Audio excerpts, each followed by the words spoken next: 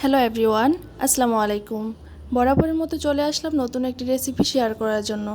আজকের পর্বে শেয়ার করব কলমি শাকের পাকোড়া অথবা বড়া, যা বিকেলে নাস্তা হিসেবে রাখা যাবে এবং মেহমানদের নাস্তার মাঝে নতুন একটি আইটেম হিসেবেও রাখা যাবে। খুবই মজার একটি রেসিপি, সকলেরই পছন্দ হবে। তো চলুন শুরু করছি। এখানে আমি 1 কাপ মসুর ডাল নিয়েছি। তো এই মসুর ডালগুলো আমি পানি দিয়ে ভিজিয়ে রাখবো। তো প্রথমে আমি ধুয়ে নিব, 3 থেকে 4 বার ভালোভাবে ধুয়ে নিব যাতে ময়লাটা চলে যায়। কচলিয়ে কচলিয়ে ধুয়ে নিব, গায়ে লেগে থাকা ময়লাটাও দূর হয়ে যাবে। 4 থেকে 5 বার পানি দিয়ে পাল্টিয়ে পাল্টিয়ে ধুয়ে নিব, তারপর ভিজিয়ে রাখবো পানি দিয়ে 1 ঘন্টার মতো। তো 1 ঘন্টা পরে একদম ফুলে ডাবল হয়ে গিয়েছে। তো এখন আবার একটু কচলিয়ে ধুয়ে নিব, তারপর একটা পাটায় পিষে নিব। আপনারা ব্লেন্ড করতে পারেন, আবার পাটায়ও পিষতে পারেন। তো আমি পাটায় পিষে নিয়েছি। আর এইখানে আমি কলমি শাক নিয়েছি 1 মুঠের মতো। আমি হাত দিয়ে দেখুন 1টা মুঠ নিয়েছি। তো এগুলো আমি কুচি কুচি করে নিয়েছি। তো এখন আমি এগুলাকে ম্যারিনেট করব, মানে প্রসেস করব। তো এখন 1 কাপের উপরে পেঁয়াজ নিয়েছি। পেঁয়াজটা একটু বেশি দেওয়ার চেষ্টা করবেন, পেঁয়াজটা বেশি দিলে টেস্টটা ভালো আসে। তো এখানে 3 থেকে 4টা কাঁচামরিচ দিয়েছি। আর দিয়ে দিব আদা আর রসুন। আদা দিয়েছি 1 টেবিল চামচ আর রসুন 1.5 টেবিল চামচ। এখন দিয়ে দিব ধনিয়া গুঁড়া 1.5 চা চামচ আর গরম মশলা 1 চা চামচ। তারপর দিয়ে দিব মরিচের গুঁড়া 1 চা চামচ, হলুদের গুঁড়া 1 চা চামচ। আর দিয়ে দিব পরিমাণ মতো লবণ, আপনাদের স্বাদ মতো লবণ দিয়ে দিবেন। তো এখন আমি এগুলা মেখে নিব ভালোভাবে। তো শাকগুলা একটু খসখসে কলমি শাক, তো আমি এগুলা ডলে ডলে সফট করে নিব, সবগুলার সাথে মিশিয়ে নিব। তো দেখতে পারতেছেন কীভাবে মাখতেছি।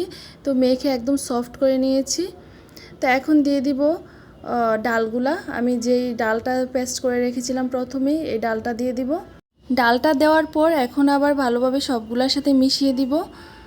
আর ভালোভাবে মিশিয়ে দেওয়ার পর এখন দিয়ে দিব 2টা ডিম। আমরা কিন্তু অনেকেই কলমি শাক খেতে পছন্দ করি না।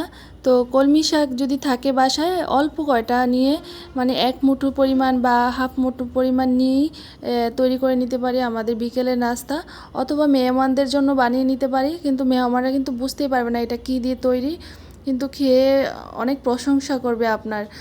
আর এখন আমি সবগুলা মেখে নিয়ে দিয়ে দিব হাফ কাপ চালের গুঁড়া। চালের গুঁড়াটা দিলে মচমচে হবে, আপনারা চাইলে নাও দিতে পারেন, এটা স্কিপ করতে পারেন। তবে চালের গুঁড়াটা দিলে মচমচে থাকবে, খেতেও ভালো লাগবে।